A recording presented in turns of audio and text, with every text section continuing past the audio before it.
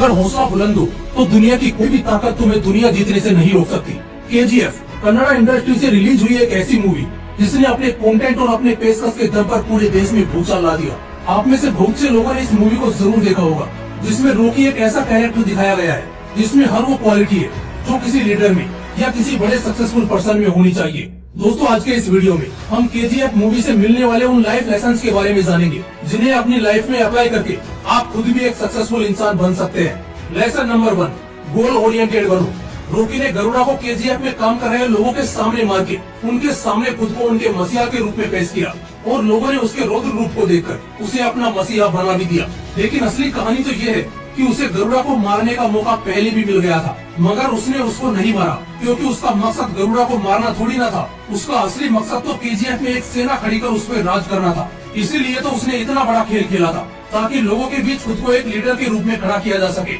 जब उसकी माँ ने उससे वादा लिया था कि वो जब मरेगा तब वो दुनिया का सबसे अमीर और ताकतवर व्यक्ति बन के ही मरेगा, और यह उसकी लाइफ का सबसे बड़ा गोल बन गया था। बचपन से ही उसका फंडा क्लियर था कि उसे बस दुनिया पर राज करना है। वो हर मौके पर चौका मारता गया और इवेंचुअली KGF पर कब्जा करके उसने इतना सोना जमा किया कि उस वक्त उतना सोना दुनिया में किसी भी इंसान के पास नहीं था। और ऐसा इसलिए हो पाया क्योंकि उसने अपने अल्टीमेट गोल को अचीव करने के लिए बचपन से ही जी तोड़ मेहनत शुरू कर दी थी। दोस्तों, इस मूवी को सिर्फ एंटरटेनमेंट के लिहाज से मत देखो, क्योंकि रॉकी आपको समझाने की कोशिश कर रहा है कि अपने गोल को जितनी जल्दी हो सके उतनी जल्दी सेट करो और उसे पाने के लिए ताबड़तोड़ मेहनत शुरू कर दो। Lesson number 2, leadership. इस शब्द का असली अर्थ क्या है? क्या वो नेता जो करोड़ों की भीड़ को अपने भाषण से संबोधित करता है वो एक असली लीडर होता है, या वो जो किसी राज्य को या किसी देश को संभाल रहा है?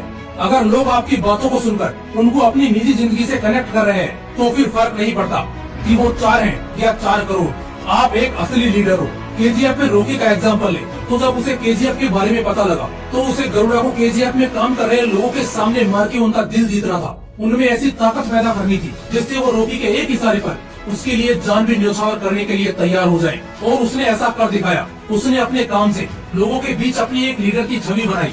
वो एक ऐसा लीडर बना जिसकी हर बात को लोग मानते और वैसा ही करते जैसा वो चाहता है। मगर उसने कभी भी अपनी इस लीडरशिप का लोगों पर गलत इस्तेमाल नहीं किया। उसकी एक अग्रेसिव बट लोगों का भला चाहने वाली लीडरशिप के सब सानी हो गई।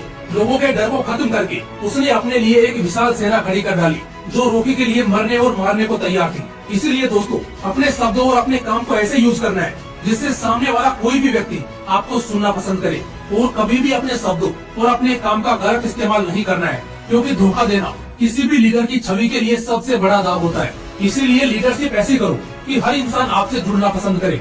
लेसन नंबर 3, फियरलेस बनो। जब भी कोई किसी बीमारी का इलाज कराने के लिए डॉक्टर के पास जाता है तब डॉक्टर हमेशा पेशेंट को कहता है कि आप घबराइए मत, आपको कुछ नहीं होगा।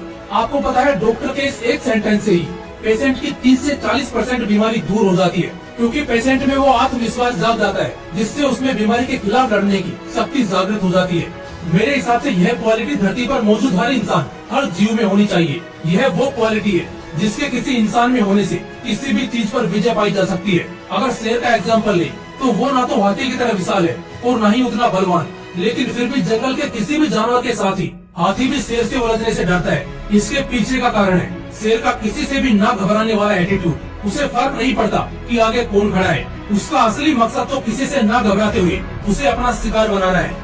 रॉकी एक अकेला इंसान था, मगर अपने फियरलेस वाले एटीट्यूड से उसने बड़े बड़े गैंगस्टर्स और नेताओं को अपने सामने झुका दिया।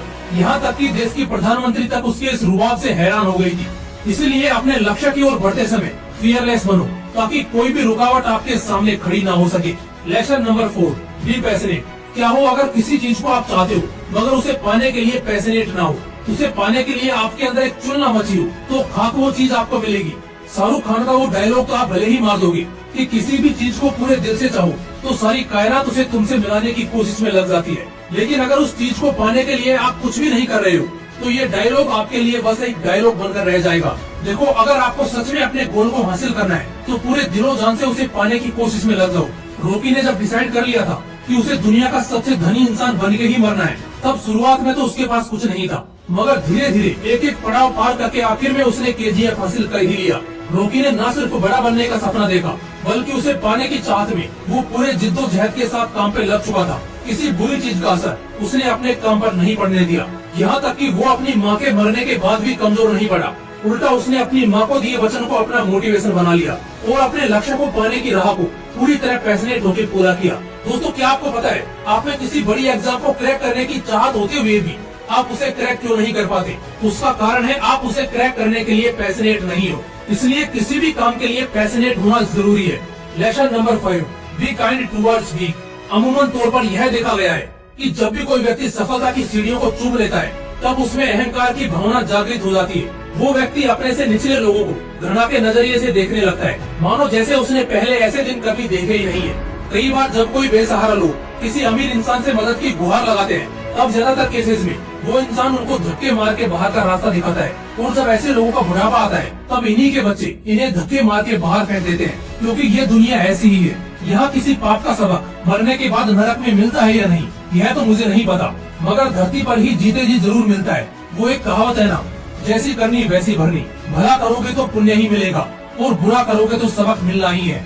रॉकी ने जब केजीएफ हासिल किया, तब उसने कभी भी अपनी पावर का घमंड नहीं किया। उसने लोगों को गरुड़ा की भयंकर दुनिया से बाहर भी निकाला और अपनी काइंडनेस, अपनी दयालुता से उनका दिल भी जीत लिया। उसने कभी भी उन लोगों को अलग और नीचा नहीं समझा, क्योंकि उसे उन लोगों में खुद का बचपन नजर आता था, उनका दर्द उसे महसूस होता था। उसने उन लोगों के लिए हर वो मुमकिन चीज की जिसकी उन्हें जरूरत थी, और रॉकी की इसी दयालुता के कारण लोगों ने उसे अपना राजा बनाया था। इसलिए दोस्तों, जीवन में कितनी भी बड़ी सफलता हासिल क्यों न कर लो, मगर कभी भी अपने से नीचे लोगों के साथ बुरा बर्ताव नहीं करना है। हमेशा जमीन से जुड़े इंसान बनो। आसमान में जरूर उड़ो, लेकिन उस जमीन को मत भूलो जहाँ से तुमने उड़ान भरी है। दोस्तों, केजीएफ मूवी ने आपको कितना प्रभावित किया, यह तो मुझे नहीं पता, मगर इस मूवी ने मेरी लाइफ में बहुत बड़ा प्रकाश डाला है और इसी अनुभव को मैंने आपके साथ शेयर किया है। आप मुझे कमेंट करके जरूर बताइएगा कि आपने केजीएफ मूवी से क्या सीखा। मैं आपके थॉट्स जरूर पढ़ना चाहूंगा। फिर मिलते हैं अगली वीडियो में। जय हिंद, वंदे मातरम।